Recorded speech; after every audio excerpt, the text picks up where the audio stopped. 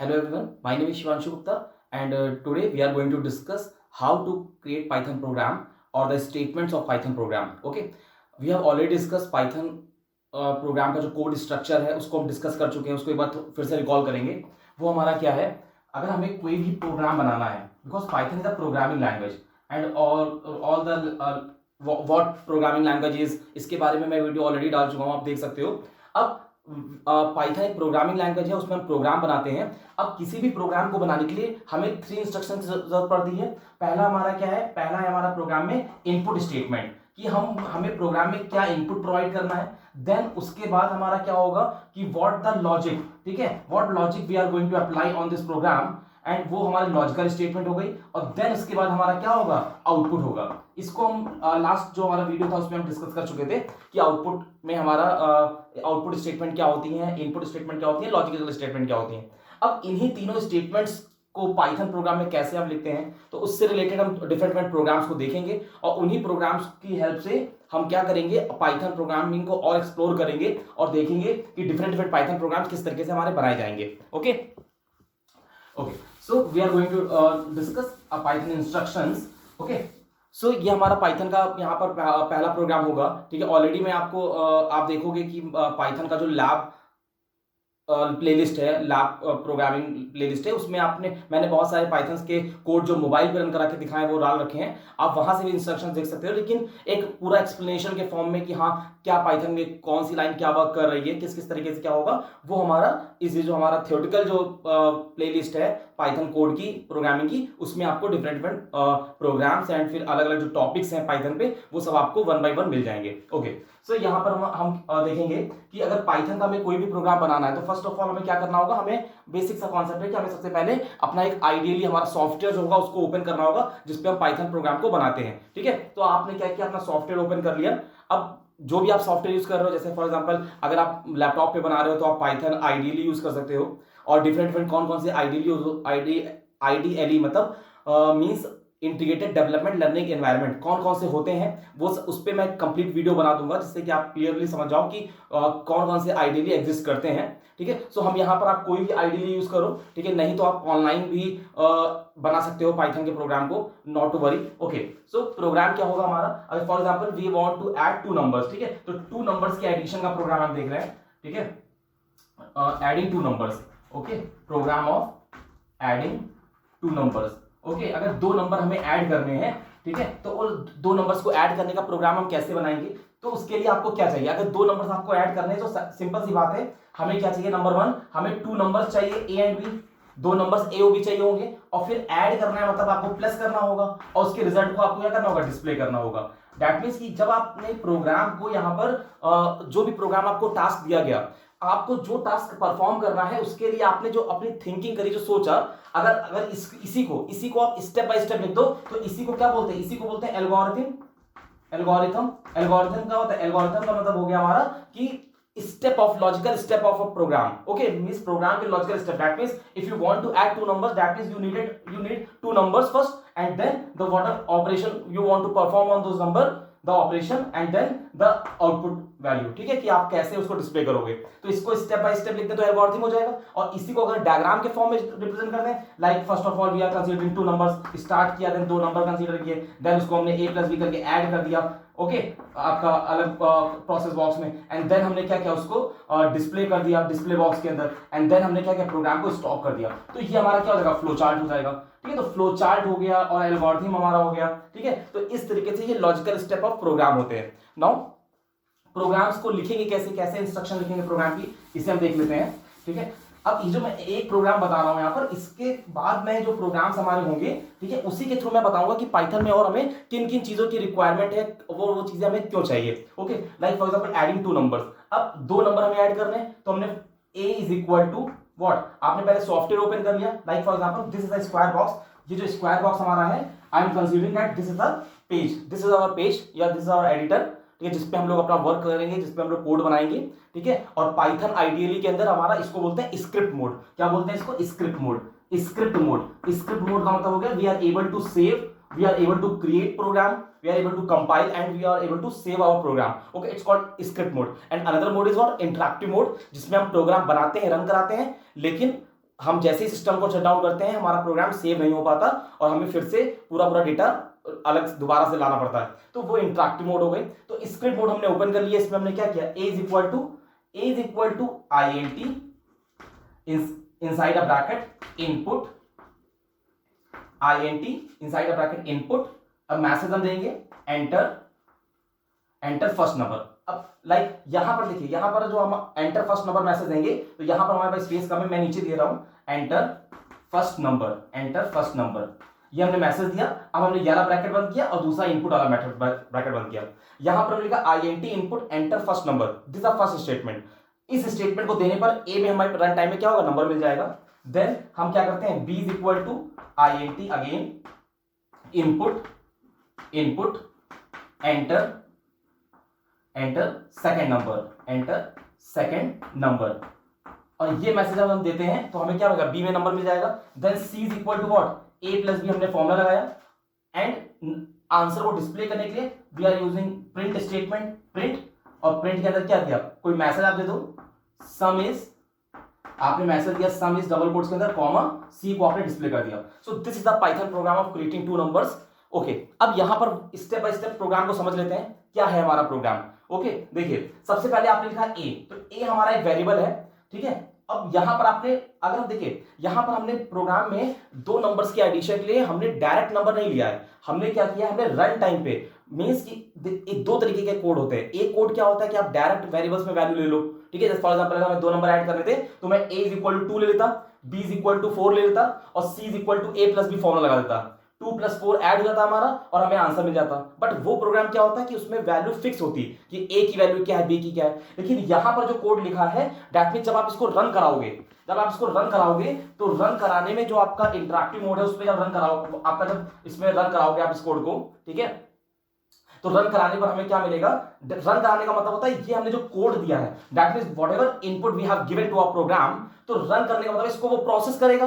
Process करने में कौन वर्क करेगा, प्रोसेस करने से पहले प्रोग्राम हमारा कंपाइल होगा। कंपाइलेशन का प्रोसेस क्या होता है, compilation means whatever program we have written here, okay, so compilation means और in a Python there is no any compiler, okay, in Python interpreter is used, why, because of Python में जो code है हमारा वो line by line हमारा machine code में convert होता है।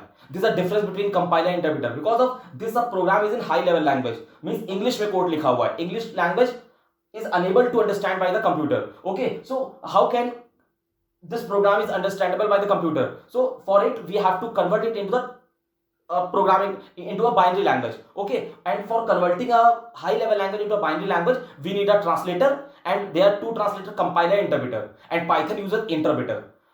What is the role of interpreter means कि जो हमारी Python में जो प्रोग्राम लिखा हुआ है उसमें एक लाइन को उठाएगा और उसका मशीन कोड बना देगा।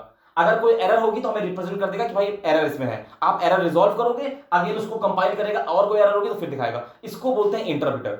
Y we are using interpreter here, because of कि पाइथन हमारी बहुत ही इजी टू अंडरस्टैंड एंड बहुत ही लेस इंस्ट्रक्टिव लैंग्वेज है, कि मींस बहुत ही कम स्टेटमेंट में हमारे दो नंबर के एडिशन का प्रोग्राम बन जाता है। That means like 2 and 2 4 statement के अंदर हमारा पाइथन का दो नंबर के एडिशन का प्रोग्राम तैयार होता है।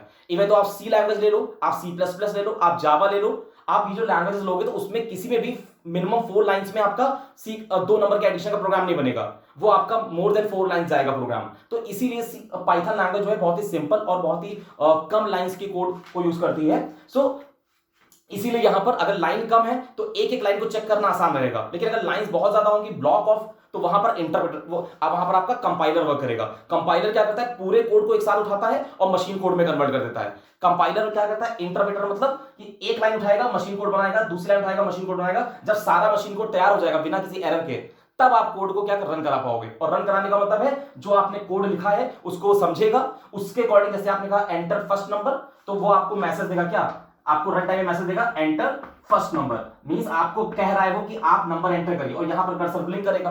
अब आप जैसे ही पहला नंबर यहां पर एंटर करोगे 5, आप नंबर एंटर किया, एंटर प्रेस करोगे, तुरंत क्या होगा, तुरंत ये स्टेटमेंट काम करेगी। इस स्टेटमेंट में आपने क्या बताया है, आपने इंस्ट्रक्शन दिया है कि enter second number, that means अब ये इंस्ट्रक्शन को यहां रिप्रेजेंट करेगा, enter second number, enter second number, ये इंस्ट्रक्शन रिप्रेजेंट करेगा। यहां पर कर्सर ब्लिंक करेगा और यहां पर सेकंड नंबर क्या होगा, सेकंड नंबर यहां पर आप आपको क्या करना होगा, यहां पर सेकंड नंबर देना होगा, नंबर आपने दिया हमारी 6, ओके। तो पहला नंबर आपने दिया 5, सेकंड नंबर आपने दिया व्हाट 6, आपने 2 नंबर यहां दे दिए। अब जो आपका c equal to a plus b statement है ये आपका रन करेगा और इससे क्या होगा, 2 नंबर ऐड हो जाएंगे, दैट मींस 5 प्लस 6 क्या होगा आपका 11, और 11 क्या होगा, 11 आपका c में स्टोर होगा और आपने मैसेज किया सम इज c, तो दैट मींस लिखकर आएगा सम इज 11। तो ये आपके आउटपुट विंडो में आपको मिल जाएगा। तो यहां से आपको क्लियरली समझ में आ पा रहा होगा कि यहां पर जो एंटर फर्स्ट नंबर है, ये जो भी आप यहां मैसेज दोगे वो आपको रन टाइम में एज इट इज दिखेगा, और जो आपने ये a equal to INT input ये जो स्टेटमेंट दी है, इस स्टेटमेंट की मदद से रन टाइम में आपका जो भी वैल्यू आप यहां दे रहे हो वो वैल्यू क्या हो रही है, a में स्टोर हो रही है। एंड देन आप जो ये स्टेटमेंट जो आपकी लिख कर आ रही है, जो आपने लिखा input INT input enter second number, इसकी हेल्प से दूसरी वैल्यू क्या हो रही है, b में स्टोर हो रही है। और a और b में वैल्यू स्टोर होने के बाद आपने जब c equal to a plus b formula लगाया तो a और b की वैल्यूज ऐड होकर c में आ गई, और द सम इस जो आपने मैसेज दिया था उससे ये मैसेज एज इट इज आ गया, और सी में क्या हो गया, आपका आंसर जो था वो डिस्प्ले हो गया। तो इस तरीके से क्या होगा, 2 नंबर पाइथन में ऐड हो जाएंगे। सो आई होप कि आपने ये प्रोग्राम नोट कर लिया होगा। अब इस प्रोग्राम में ही मैं आपको कुछ एक्सप्लेन करना चाहता हूं कि ये प्रोग्राम में जो ये स्टेटमेंट्स हैं एक्चुअल में ये काम क्या कर रही हैं, ठीक है। सो मैं इसको रफ कर रहा हूं, आप इसको आराम से नोट कर लीजिएगा पॉज करके वीडियो को, ओके। देखिए, तो यहां पर जो आपने अभी ये स्टेटमेंट देखी, ठीक है, यहां पर 2 स्टेटमेंट लिखी थी, तो दोनों स्टेटमेंट को समझने से अच्छा है कि आप एक बार एक स्टेटमेंट समझ लो, उसी को 2 टाइम्स कर लीजिएगा। लाइक फॉर एग्जांपल यहां पर a जो है एक वेरिएबल है, इक्वल टू को साइन लगाया, अगर मैं यहां पर डायरेक्ट 2 देता, दैट मींस 2 जो है वो a में स्टोर हो रहा है, कोई प्रॉब्लम ही ना होती, आप आराम से समझ पा रहे हो। लेकिन ये 2 तो यहां पर क्या था, फिक्स था ना, तो हम चाहते हैं कि ये फिक्स वैल्यू ना दें, हम चाहते हैं कि वैल्यू रन टाइम में बदलती रहे। तो उसके लिए हमें कुछ ऐसी स्टेटमेंट लगानी होगी जिससे रन टाइम में जो भी मैं वैल्यू देता हूं वो वैल्यू a में स्टोर हो जाए। तो इसके लिए पाइथन डेवलपर्स ने क्या कहा कि आपके पास इनपुट फंक्शन है। क्या फंक्शन है, इनपुट, ठीक है। इस इनपुट फंक्शन के अंदर क्या है, इस इनपुट फंक्शन से आप जो भी वैल्यू दोगे वो यहां a में स्टोर हो जाएगी।